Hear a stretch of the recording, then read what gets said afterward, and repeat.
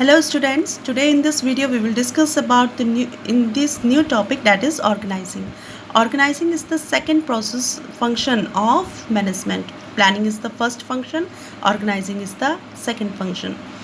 Now planning में हमने plan कर दिया है, अब उस प्लान को इम्प्लीमेंट करना है, अप्लाई करना है कहाँ? ऑर्गेनाइजिंग में. ऑर्गेनाइजिंग हमें हेल्प करेगा उस प्लान को इम्प्लीमेंट करने में, अप्लाई करने में. तो सबसे पहले मीनिंग देखते हैं. What is the meaning of organising? Organising हमें ये इस हेल्प करता है. ऑर्गेनाइजेशन में एक गोल सेट करते हैं.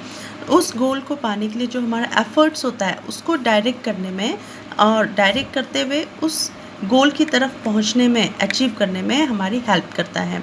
और इसके लिए हमें फुल यूज़ ऑफ रिसोर्सेज, जितने भी रिसोर्सेज हमारी कंपनी में अवेलेबल रहते हैं उनको ऑप्टिमल यूज़ ऑफ रिसोर्सेज होना चाहिए. मीन्स उनका 100% यूज़ होना चाहिए.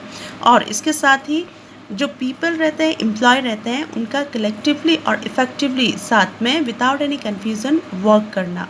यानी कि ऑर्गेनाइजिंग है तो वो ऑर्गेनाइजेशनल स्ट्रक्चर को क्रिएट करता है. इट मीन्स ऑर्गेनाइजिंग जन्म देता है किसको? ऑर्गेनाइजेशनल स्ट्रक्चर को.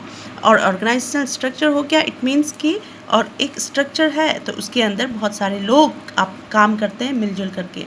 तो उनको आपस में कोई कन्फ्यूज़न ना हो, इसके लिए उनको ड्यूटीज़ अलॉट किया जाता है, उनका रोल डिफ़ाइन किया जाता है और उनका काम भी उनके अकॉर्डिंग, अपने स्किल्स के अकॉर्डिंग उनको दिया जाता है. तो ये किसका मीनिंग है? ऑर्गेनाइजिंग का. अब come to the next point, steps in the process of organising. क्या क्या स्टेप्स हैं ऑर्गेनाइजिंग के? तो इसके 4 steps are there. First one is identification and division of work.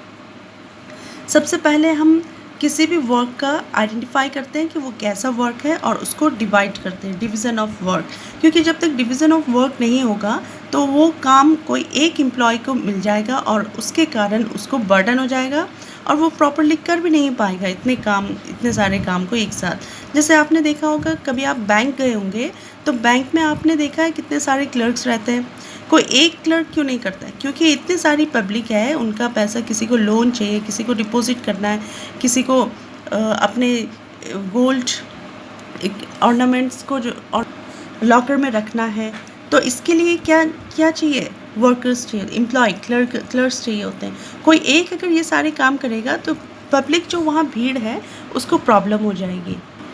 अब जब आपने देखा कि वहाँ बहुत सारे क्लर्क हैं तो आपका काम स्मूथली हो रहा है.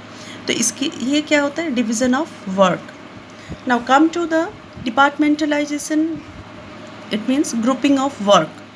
डिपार्टमेंटलाइजेशन मतलब किसी भी काम को, बहुत सारे काम रहते हैं एक बिजनेस फॉर्म में, तो उनके वर्क के अकॉर्डिंग, उनके नेचर के अकॉर्डिंग उनको डिवाइड करना. जैसे स्कूल देख लो, स्कूल में आपने देखा होगा कि साइंस डिपार्टमेंट रहता है, कॉमर्स डिपार्टमेंट रहता है, आर्ट्स डिपार्टमेंट रहता है. अब ये डिपार्टमेंट किए रहते हैं क्यों?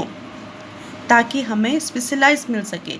साइंस पढ़ रहा है बच्चा तो उसके जो हमारे स्पेशलिस्ट हैं उनको साइंस की नॉलेज दे. कॉमर्स पढ़ रहा है अगर स्टूडेंट तो उसको कॉमर्स की नॉलेज दे. अगर आर्ट्स पढ़ रहा है तो उसको प्रॉपरली आर्ट्स की नॉलेज दे. मीन्स स्पेशलाइजेशन मिल सके. Now come to the next one, assignment of duties. अब हमने डिपार्टमेंट बना दिए. डिपार्टमेंट बनाने के बाद हमें उनको according to their skill and knowledge they should be given, they should be assign duties. उसके स्किल के अकॉर्डिंग उनको ड्यूटीज़ प्रोवाइड कर सके, ड्यूटीज़ दे सके. तो ये असाइनमेंट ऑफ ड्यूटीज़ के अंदर आता है. Now come to the fourth point, establishing reporting relationship. अब हमें एस्टेब्लिश करना है रिस्पॉन्सिबिलिटीज़. हमने क्या कर दिया? ड्यूटीज़ असाइन कर दिया, उनके स्किल के अकॉर्डिंग ड्यूटी असाइन कर दिया. अब हमें ये चाहिए कि जो रिज़ल्ट आए उसके लिए वो रिस्पॉन्सिबिलिटी भी ले, अपने काम की रिस्पॉन्सिबिलिटी. तो इसके लिए उनको क्या किया जाता है? रिस्पॉन्सिबिलिटी एंड ऑथोरिटी प्रोवाइड किया जाता है. ऑथोरिटी प्रोवाइड करना ताकि वो अपने सबऑर्डिनेट्स को क्या कर सके, उसके पास ये पावर हो सके कि वो अपने सबऑर्डिनेट्स को ऑर्डर दे सके. और इसके लिए उसके पास ऑथोरिटी होनी बहुत ज़रूरी होती है. ऑथोरिटी मिल गई, अब रिस्पॉन्सिबिलिटी भी होनी ज़रूरी है क्योंकि जो भी काम उसके अंडर में किया जाएगा तो उसके लिए वो रिस्पॉन्सिबल हो सके. अगर कुछ वहाँ पे डिमेरिट्स आए उसके काम में तो कौन रिस्पॉन्सिबल होगा? तो जिसको वो असाइन कर रखा होगा काम, जो ड्यूटीज़ उसको असाइन कर रखी होगी उस ड्यूटीज़ के लिए वो रिस्पॉन्सिबल होगा। भले उसके अंडर में जो वर्कर्स हैं उन्होंने गलती की होगी, लेकिन रिस्पॉन्सिबिलिटी तो उसी की होगी जो उसका मैनेजर है। तो यहाँ पर हम रिस्पॉन्सिबिलिटी एंड अथॉरिटी डिसाइड करते हैं ताकि वर्क स्मूथली चल सके। So these are the process of organising कि किस तरीके से एक बिल्कुल स्टेप वाइज काम कैसे होना है एक ऑर्गेनाइजेशन में। So here are the notes for you for this chapter. First one is the meaning of organizing.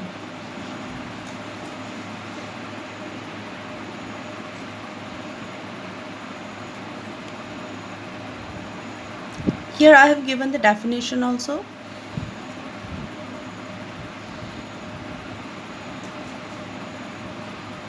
Next one is the steps in the process of organizing.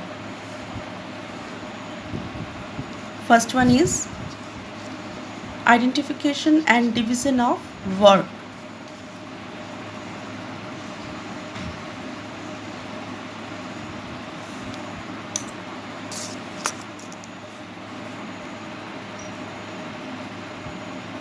Second one is the departmentation or departmentalization or grouping of work.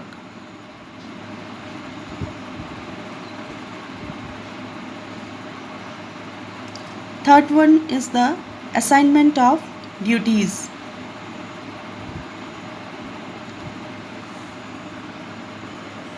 And the last one is the establishing reporting relationship. So these are the notes. You can take help from these notes.